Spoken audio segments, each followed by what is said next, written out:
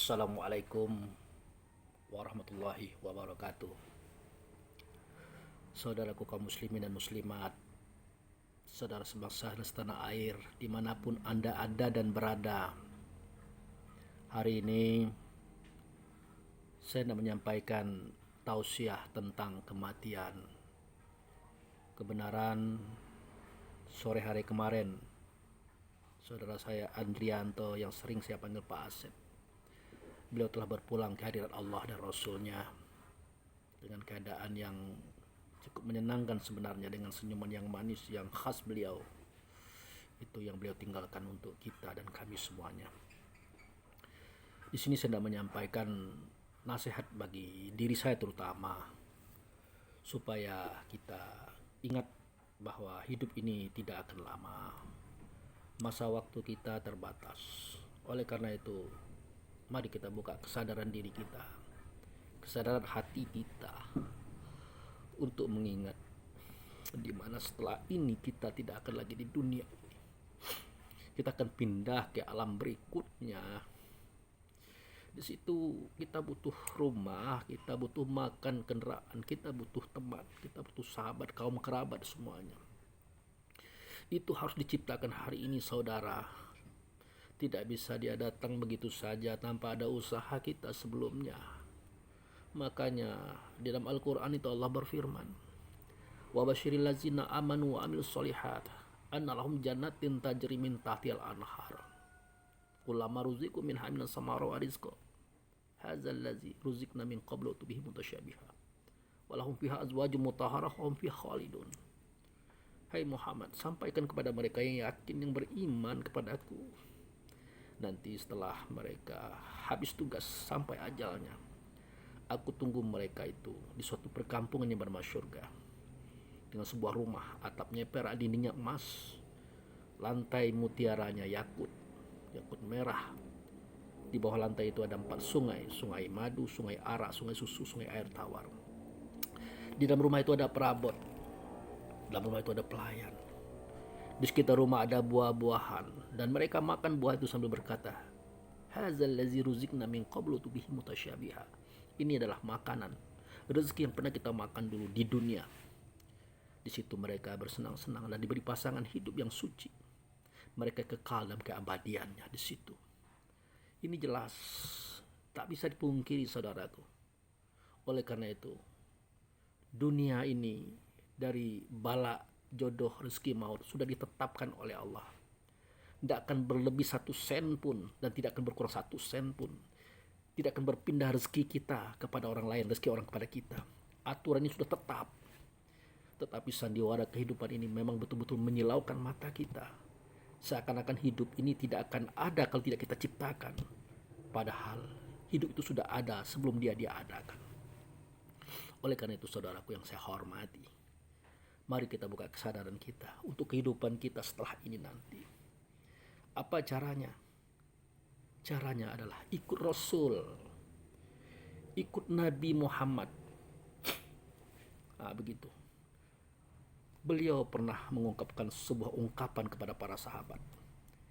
Ungkapan itu ada dalam Al-Quran yang bunyinya, in kuntum tuhibunallah fatabi'uni yuhibbukumullah yaghfir lakum dzunubakum wallahu ghafurur rahim.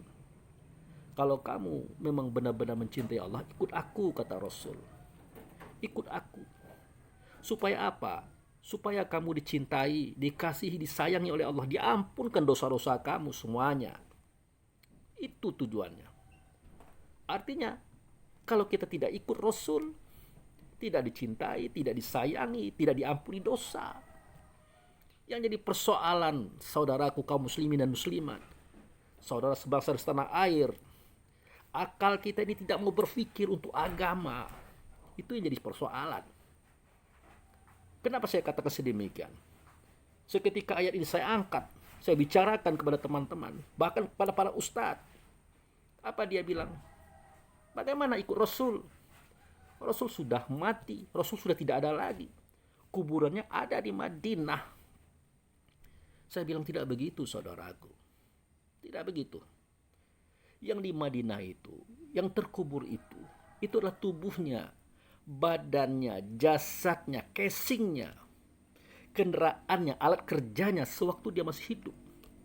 Tetapi yang pernah ada dalam dadanya pada waktu itu adalah ruhnya.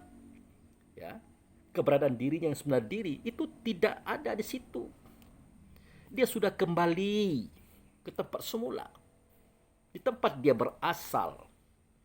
Di mana dia ada petunjuk dalam kitab Quran. La uksimu bihazal balad wa anta hilum fi hazal balad.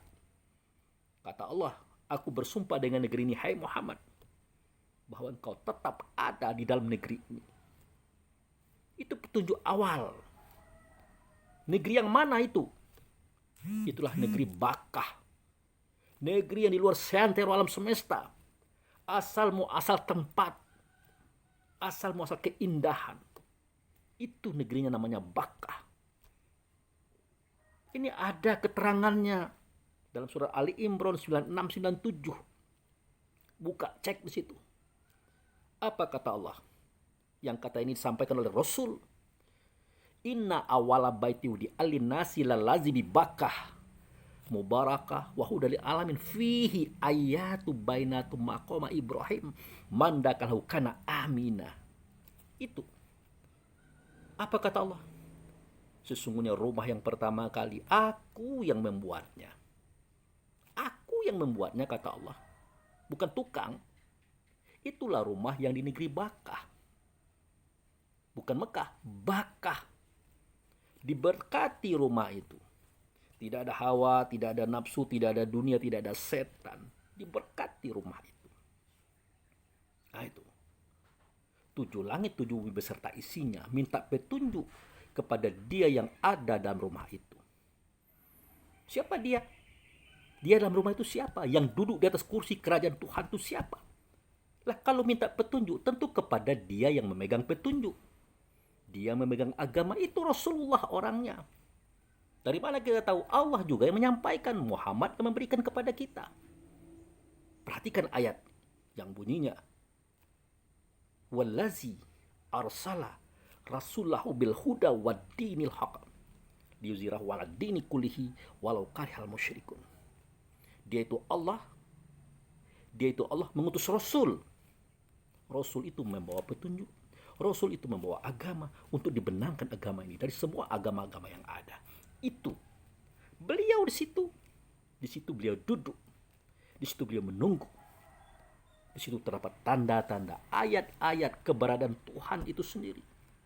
Artinya ruh ada di situ. Itu ayat, itu tanda Tuhan. Dia juga ada dalam diri kita masing-masing. Satu di antaranya tempat tegak Ibrahim. Tentu ada tempat tegak kita di situ.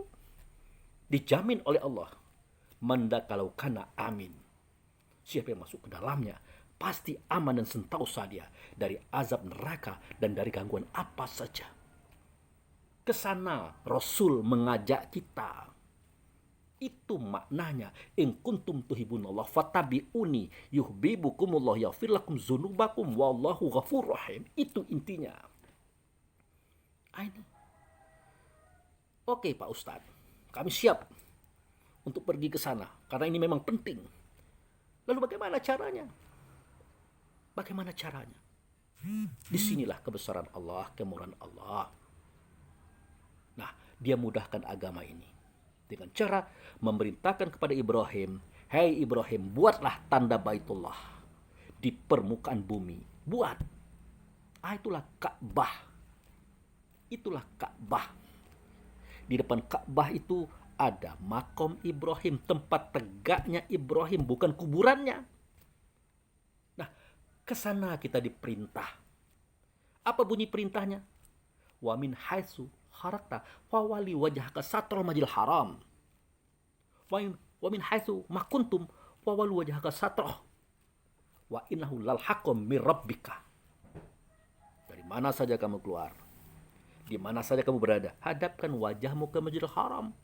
Dan ini kebenaran daripada Tuhan loh, bukan daripada saya gitu. Nah, daripada Tuhan. Tuhan siapa? Tuhan kita semua. Nah itu. Di depannya itu ada makom Ibrahim. Ada makom Ibrahim. Nah, hadirlah ingatan kita, rasa kita, kesadaran kita di tempat itu. Itulah ruh. Caranya apa? Sholat. Begitu cara sholat yang baik dan benar menurut Allah dan Rasul. Kalau tubuh badan jasad, itu manusia namanya itu. Manusia. Tapi kalau ruh itu mukmin namanya. Kalau manusia, ada si perintahnya yang berbunyi, ya ayuhan nasobudu rabbakum allazi khalaqakum walazina min qablikum la'allakum tattaqun. Hai manusia. Nah, dia menunjuk kepada tubuh kita itu. Menunjuk kepada tubuh kita. Sembah oleh kamu akan Tuhan yang telah menjadikan kamu dan orang sebelum kamu. Mudah-mudahan kamu bertakwa. Itu. Nah, kalau menyembah itu gerakan. Berdiri, ruku, i'tidal, sujud, duduk, membaca dan mengucap. Itu menyembah. Boleh di rumah, boleh di masjid, boleh di lapangan. Boleh di mana saja, boleh. Tetapi kalau sholat, manusia tidak akan bisa melaksanakannya. Karena sholat itu artinya berhubungan diri yang sebenarnya diri kepada Tuhannya di tempat itu. Itu adalah pekerjaan ruh. Itu pekerjaan orang yang pernah melihat Tuhan, yang percaya kepada Tuhan, itu ruh. Itu mukmin namanya. Makanya dalam Al-Quran tidak kita temukan satu pun ayat Quran yang mengatakan, hai manusia dirikan sholat. Tidak ada. Tidak ada. Yang ada, hai manusia sembah oleh kamu akan Tuhan. Itu artinya gerakan secara fisik. Sebaliknya, tidak pernah kita dengar, hai mukmin sembah oleh kamu akan Tuhan. Tidak ada. Yang ada, hai mukmin dirikan sholat. Dirikan sholat. Jadi wahai manusia dirikan sholat, dalam Al-Quran tidak ada. Tapi wahai manusia sembah oleh kamu akan Tuhan, itu ada. Sebaliknya, wahai mukmin sembah oleh kamu akan Tuhan, tidak ada. Yang ada, wahai mukmin dirikan oleh kamu akan sholat. Di mana? Falyabudu rabb hadzal bait. Kau sembah Tuhan di rumah ini, jangan di rumah kamu. Ya. Jangan di masjidmu. Ingatanmu, rasamu, kesadaranmu di tempat itu, tetaplah di tempat itu. Falyabudu rabb hadzal bait. Kau sholat di tempat itu. Tentu dengan kesadaran kita. Begitu. Fattakhizu min maqama Ibrahim shalah. Ambil sebagian makom Ibrahim, kamu sholat di situ. Nah, beginilah cara kita mengikut Rasul, saudaraku yang saya hormati. Nah, kalau sudah seperti itu, apa yang terjadi? Apa yang terjadi? Kalau sudah seperti itu sholat kita, insya Allah tidak akan ada lagi dunia itu masuk ke dalam ingatan kita. Kita mulai takbir, biasanya kita ke kantor, ke mall, ke kebun, ke pasar. Tidak akan ada lagi itu kalau kita menggunakan cara ini. Tapi biasanya kita bagaimana? Takbir diangkat, baru Allahu Akbar, kita sudah ke pasar, ke mall, memancing ikan, macam-macam semua perbuatan kita masuk. Padahal ingatan tidak boleh kemana-mana pada saat itu, kecuali hadir di hadiratnya Allah di tempat itu. Dan Muhammad Rasulullah sebagai wasilah antara kita dengan Allah. Itu permintaan kita loh. Makanya setiap acara pertemuan kita dengan Allah sampai, maka dikumandangkan suara azan, seruan panggilan. Panggilan Allah nyata pada Rasul, panggilan Rasul nyata pada ruh, panggilan ruh nyata pada muazin yang melafazkannya di setiap masjid. Pakai corong mic. Kenapa? Pasti terdengar. Maka dikatakan oleh Allah dalam Al-Quran melalui Rasul, ya ayyuhallazina amanu atiullah wa ati rasul wala tuwalu anhu wa antum tasma'un. Hai orang beriman, taat kepada Allah, kepada Rasul. Jangan berpaling dari suara Allah sedangkan kamu mendengarkannya. Ya bagaimana tidak terdengar? Pakai corong di masjid terdengar suara hayya 'alas shalah. Marilah berhubungkan dengan aku, wahai hambaku, kekasihku, kesayanganku. Itu intinya. Untuk apa? Hayya 'alal falah. Untuk kemenangan kamu, kepentingan kamu. Apa kepentingan kita di situ? Supaya kita ikut Rasul, dikasihi, disayang, dicintai, diampuni dosa. Itu kepentingan kita. Di samping itu, wa naza'na ma fi sudurihim min ghilin tajri min tahtihal anhar. Itu surah Al-A'raf. Kami cabut dari dada mereka itu penyakit hati, iri, dengki, hasud, fitnah, tamak, loba dan sombong. Kami cabut. di tempat yang mengalir air di bawahnya. Sudah jelas bahasa itu. Kiasnya adalah air Zam-Zam. Itulah lambang surga, lambang tujuan kita akhir nanti, saudara. Oleh karena itu, mari kita sadari, kita buka cakrawala pemikiran kita. Mari kita ikuti Rasul dengan cara sholat seperti yang diajarkan. Mudah-mudahan nanti setiap kebaikan kita, kebenaran kita akan diganti oleh Allah yang fasilitas akhirat. Makanya dalam sholat kita berkata, inna sholati wa nusuki wa mahyaya wa mamati lillahi rabbil alamin. Sholatku, ibadahku, hidupku, matiku untukmu wahai zat pencipta alam semesta. Jadi sholat itu stempel, saudaraku yang saya hormati, stempel. Ibadah itulah yang akan dijadikan oleh Allah sebagai fasilitas akhirat kita. Rumah, makanan, kendaraan, tempat, itu kita minta Allah menjadikan semua itu dalam sholat penyembahannya itu. Kemudian hidup kita itu adalah ruh, mohon dibersihkan, dicabut penyakit hati padanya itu. Matiku itu tubuh supaya disehatkan, dikuatkan, agar kita bisa mengabdi dengan baik kepada Allah pada saat kita hidup di dunia ini, wahai saudaraku. Itu hakikatnya. Oleh karena itu, sadarlah kita, hidup ini tidak hanya di dunia. Besok kita akan meninggalkan dunia. Kita butuh rumah, butuh makan, butuh minum, butuh kendaraan, butuh segala-galanya. Ciptakan hari ini dengan cara berbuat baik, berbuat benar menurut Allah dan Rasul yang ada dalam konteks Quran dan Sunnah. Tapi ingat, harus melaksanakan sholat. Oke, ini ada telepon dari saudara saya, Samsul. Oke. Halo, assalamualaikum. Oh, Nidau jadi. Nidau, karena dia minta aku tuh dari WA saja. Nah, tapi alhamdulillah beliau jawab dengan kata-kata bijak lah, dengan cara yang bijak maksudnya. Nah, yaitu dengan diam. Kalau diam kan berarti kan jawabannya kan jelas oleh gitu. Nah, cuma aku kicak ke anak buah ngajemur rumah, kataku beliau diam itu berarti beliau menjawab. Nah, kita paham maknanya. Jadi aku hiburlah si istri dan anak tadi. Kalau kehendak Allah itu sesuai dengan kehendak kita, maka dia terjadi. Kalau belum, ya kita sabar, mungkin ada sesuatu yang lebih baik gitu. Nah, itu ceritanya tuh tadi. Artinya belum. Di mana Buyung sekarang? Wih, pasar mana itu? Oh, bukan beli cincin lagi dia? Wih, hari Sabtu ini. Ada. Boleh. Nah, bisa di Bengkulu, bisa di mana juga gitu. Nah, insya Allah ya. Oke. Waalaikumsalam warahmatullahi wabarakatuh. Jadi saudaraku ya, tadi terima telepon dari saudara saya Dr. Samsul Bahri, STMMM Home. Beliau sahabat dekat, saudara dekat dalam perjuangan saya. Jadi bukan berarti itu menghalangi kisah kita, tidak, tetap selama berjalan. Jadi itu kesimpulannya yang tadi. Mari kita ingat bahwa kehidupan ini sebentar, dan besok lusa kita akan kembali kepada alam yang lain, alam di mana kita dulu berasal. Itulah dia, inna lillahi wa inna ilaihi rajiun. Kita datang daripada Allah, akan kembali kepada Allah. Itu cara umumnya itu. Cara khususnya, kami bagi Allah. Kami bagi Allah, itu yang akan kembali kepada Allah. Kalau kami tidak bagi Allah, tidak.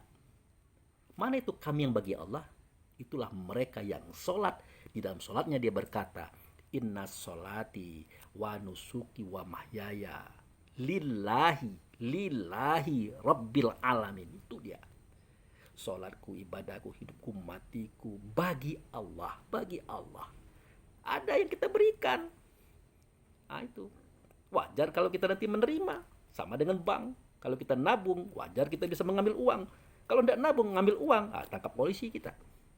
Begitu juga dengan Allah dan Rasul, dengan alam semesta dan alam di balik alam ini. Kalau kita tidak pernah menanam, jangan berharap kita menuai. Kalau kita tidak pernah beramal, jangan berharap kita mendapatkan hasil di alam berikutnya. Itu perlu kita camkan. Begitu saja kira-kira. ceramah yang saya sampaikan saudaraku sebagai kenang-kenangan daripada kisah hati saya yang hari ini sedang gundah telah berpulangnya saudara saya Andrianto atau saudara Asep di Jakarta. Demikian, terima kasih. Assalamualaikum warahmatullahi wabarakatuh.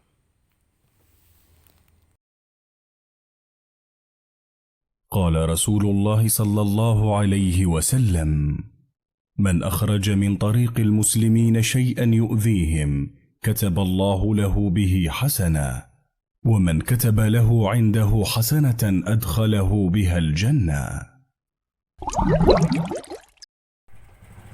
Gimana Tat? Waduh, sak napas Bang Edi Tat. Teringat galau. Ya kalau ya mudah-mudahan kalau lihat dari fotonya kan dia tersenyum, memang dia tersenyum. Mudah-mudahan itu kan perwujudan daripada ampunan orang tua kita, ampunan daripada Allah dan Rasul kan. Ya, di samping itu juga. Iya itulah. Ya, betul. Makanya dalam Facebook kan ayat Bang Edi masukkan, ayat Bang Edi masukkan itu. Bang Edi buat tulisan situ, Pak Asep, kamu meninggalkan kami dengan senyuman yang khas. Cak itu. Ya, di mana Tan?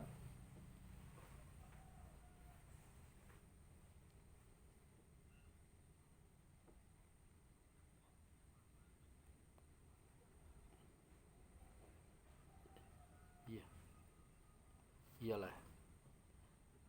Jadi. Oke, oke. Ya, lanjut. Waalaikumsalam.